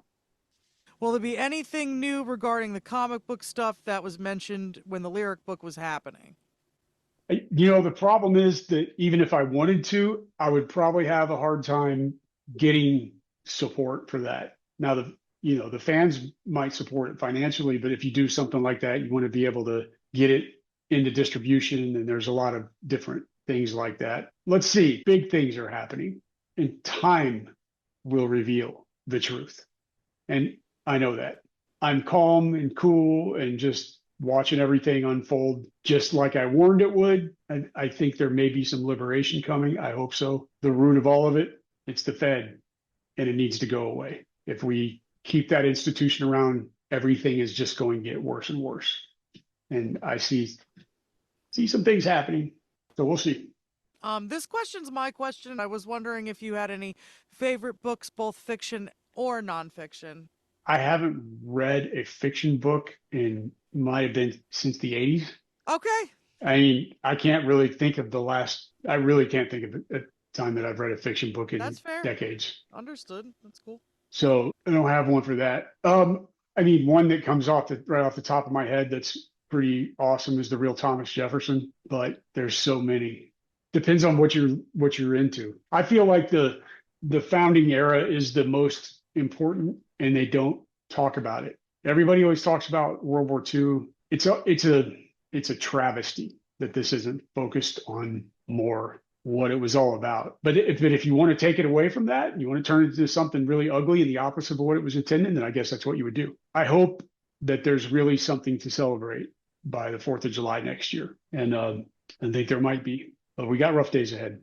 Dave B says, real IcedEarth fans supported you before the incident, during, and after, and we still do. Matter of fact, many agreed with what took place. Tyrants deserve no peace. I agree with that. It's just Yeah. the thing, what happened there versus what the narrative is are very different things. And it's coming, it's out. It's actually out if you want to find it. But at some point, it's going to be an unstoppable truth. This guy says, what was the catalyst that inspired your interest in American history? Well, definitely my dad, but also growing up during the bicentennial. As soon as I was old enough to read, it has to be an inspiration from my dad. But there was just some weird connection to the Revolutionary War era and the founding fathers. I mean, they were my inspiration to make IcedEarth a success. That's a fact. I always felt like if these guys could get together and take on the biggest tyrant in the world with a tiny percent of the population behind it, why can't I make a heavy metal band successful? You know, so they were always inspirational to me from my earliest memories. A lot of people in my family thought I was a freak because of the way I would absorb these books, and they knew I was different, that there was something different. My aunt made several comments about that. And when I remember, you know, I'm going back to like when I was maybe 6 years old or 7 years old, I remember them right in front of me talking like I wasn't there, you know, like adults do sometimes. And it's just a weird thing. And then my dad and I went to DC for the bicentennial. That was a huge thing for me. I don't know why. I can't answer it. It's just a thing. I think we're, you know, what makes America so awesome is the founding, like I said, you know, what it's turned into there. That's another thing. But when you have people that have the grit to cross the ocean and to survive in this land, and, you know, I don't care what the narrative is. The Pilgrims and the natives got along wonderfully until the British and the French empires started getting in and playing their games and causing all the divisions and the wars and all this stuff. There's still true grit, and that's in our DNA. And we can't forget that, because if we do forget that, we're going to get rolled over by really bad people. That's happened time and time again. It doesn't mean get violent. That's not the answer. That's going to cause more problems. But to be aware and resist and don't allow that in.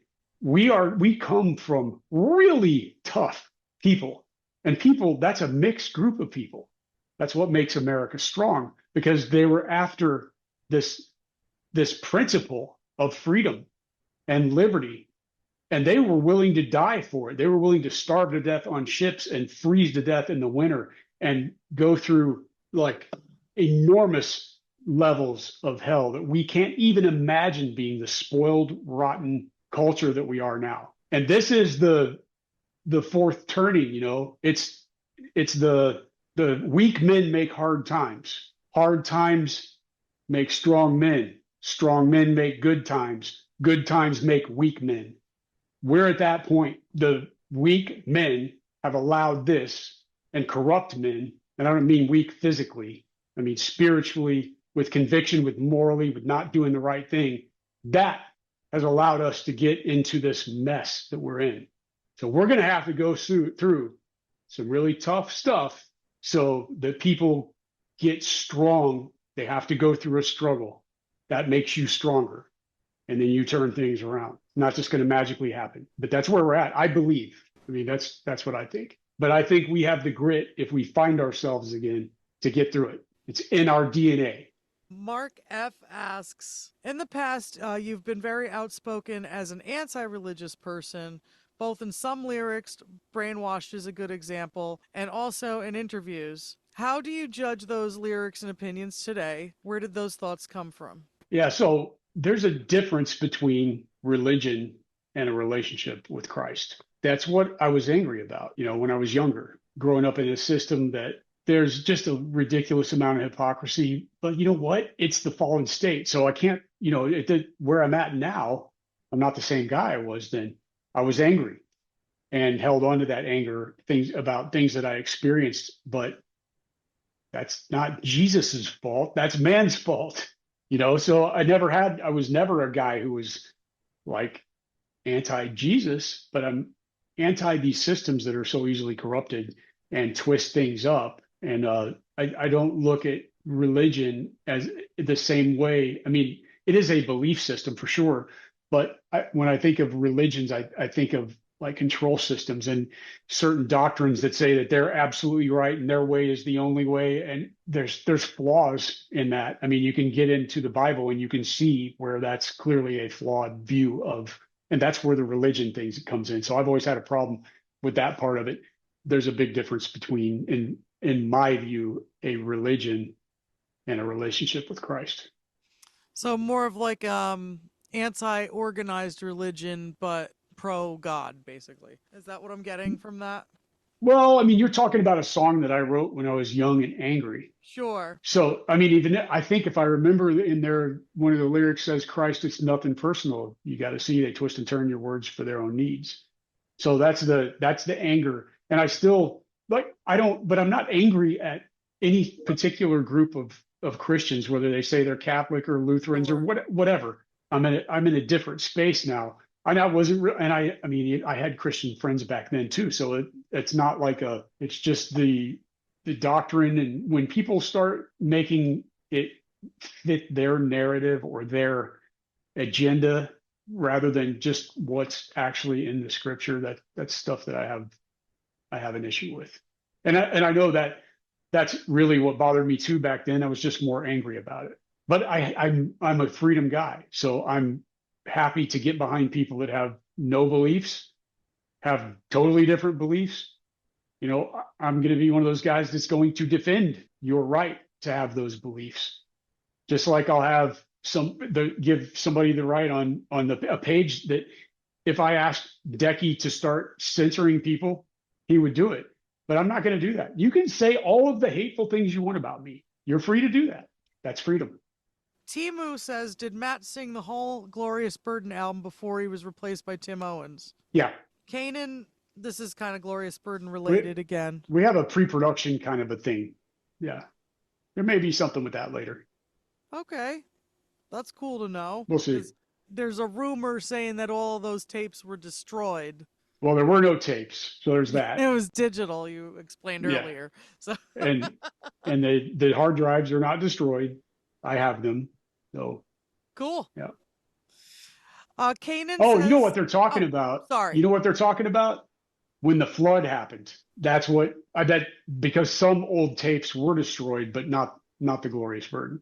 There were like hundreds of hours of riff ideas from like cassette tapes from when I was really young all the way through, where I would just play a riff and put it down on a cassette tape. All that stuff unfortunately got wrecked. But yeah, I didn't think about that. That's probably why that rumor is going.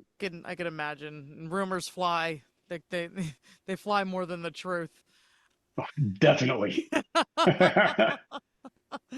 Kanan F says, the Gettysburg Trilogy is my favorite historical metal piece of all time. This is coming from a big Maiden superfan. Was it written specifically for Tim Owens with him in mind as a singer? I don't write songs for singers. I work with singers that can hopefully deliver what it is that I'm hearing in my head for the songs. And, some have been really great at that, others not so much. And that's sort of comes down to depth of character. I've heard comments through the years that I'm making Stu a Matt Barlow clone. Never, ever did that ever come out of my mouth in a production. I produce singers the way I produce singers. How they react to it, that's a different thing.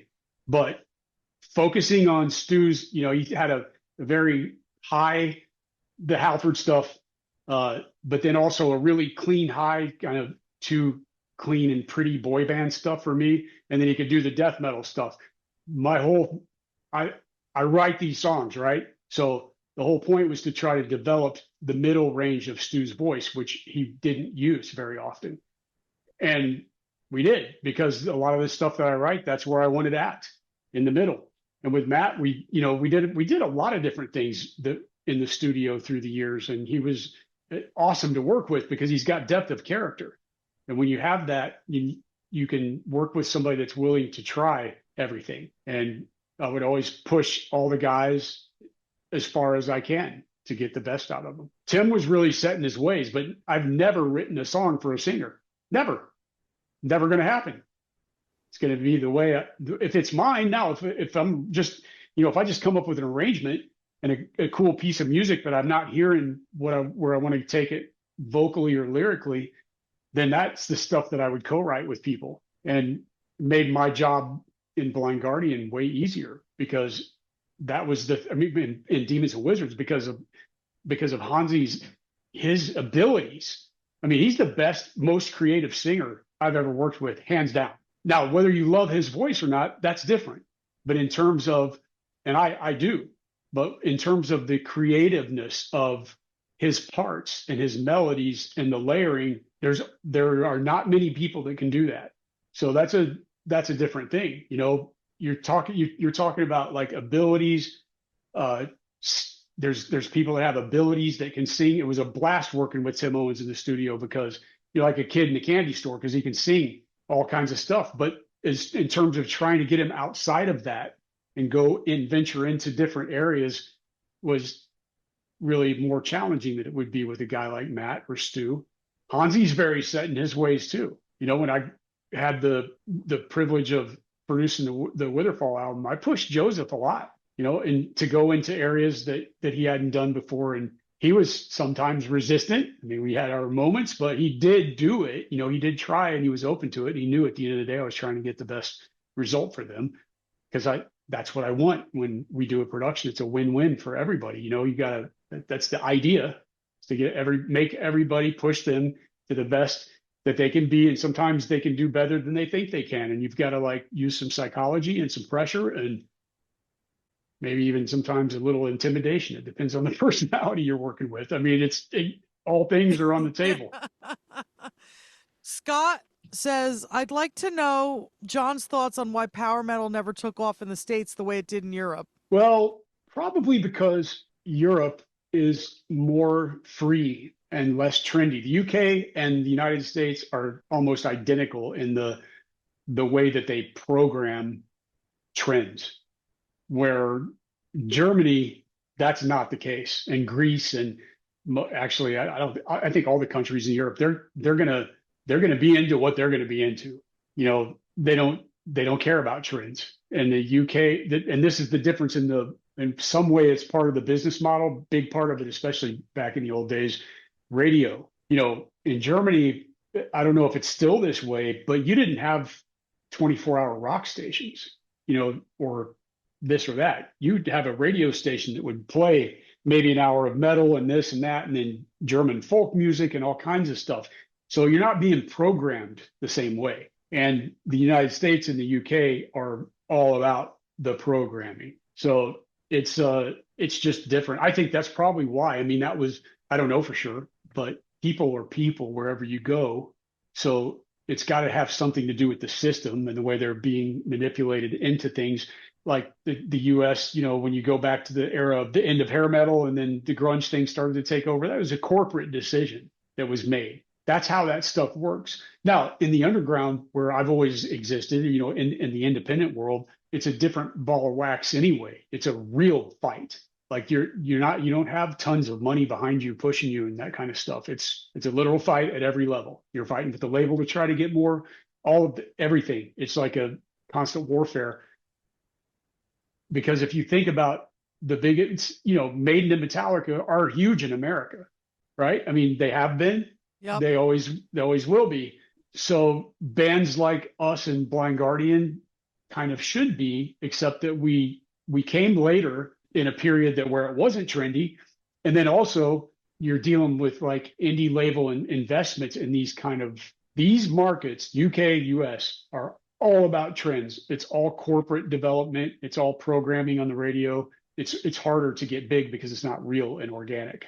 The fans here are awesome in the US, by the way, don't get me wrong, but it's like the amount of them is harder to reach because it's a trend-based society. Yeah, that makes a lot of sense. He also says, I think it's inarguable that AliveInAthens has the greatest sounding heavy metal guitars ever recorded live from both a tone and clarity standpoint. How did you pull that off? Well, I think it's one of the greatest live albums of all time. It's certainly the best IcedEarth live album. I wish we could have filmed it properly. Live in Ancient Corion was a great show. Unfortunately, we didn't get the high def cameras. So the whole point of putting it on in that amazing historical place that we did, so the visuals didn't come out as clean as it should have. We were promised 4K cameras, didn't get it. So that was disappointing.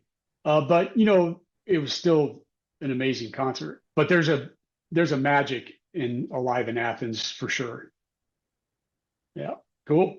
Yeah, so once an album like that comes out, in a live album, you're never really going to beat that. You can do a bunch of live shows. They're releasing the Festival of the Wicked. Personally, I think those are generic shows. There's nothing really special about them. They're cool, but it's another show. You know what I mean? But AliveInAthens was a special thing. The best thing about it are the Greek fans. They made the album. They did. I mean, the band was on fire. We were tight, and I think it's one of Brent's best performances ever as a live drummer. But the people made that show. The fans made the show. They made that album.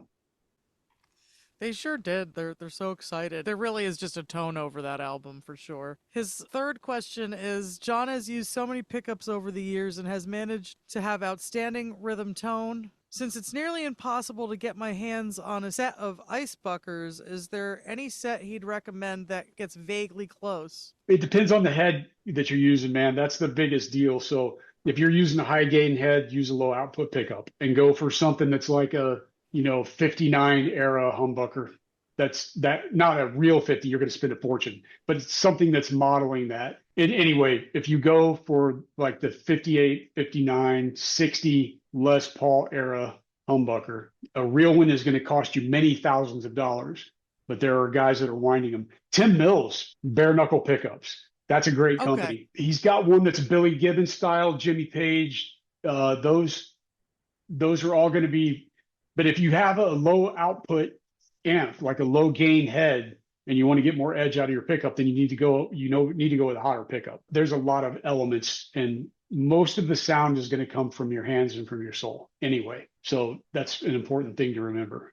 These questions, the last 4 questions, come from my bandmates. Mike plays your parts when we do the tribute band. He asks, you put a lot of your creative effort into the story of Set Abomine and the Prophecy. Did you go down any particular interesting rabbit holes that shaped the evolution of this story? No, that's kind of a long story, but I'll say that's one of those. I've experienced so many things in my life, but that was one of those moments where I had like it had to have been some kind of a download. I mean, my brain felt like it was being electrocuted, and the whole idea the whole story was there. It was a spiritual moment. I don't really know what all that means yet, but my brain was being shocked. It was like electrical, and then it was there. So I don't know. I've had some weird stuff like that happen in my life, and things that come in where I know they're true. I'm not saying everything about the Something Wicked story is true, so don't get me wrong. But there's something there, and it's weird. This is a personal question from Mike. He said, you were a huge inspiration on my guitar playing and progression as a teenager, really shaping my rhythmic intuition, endurance, and groove.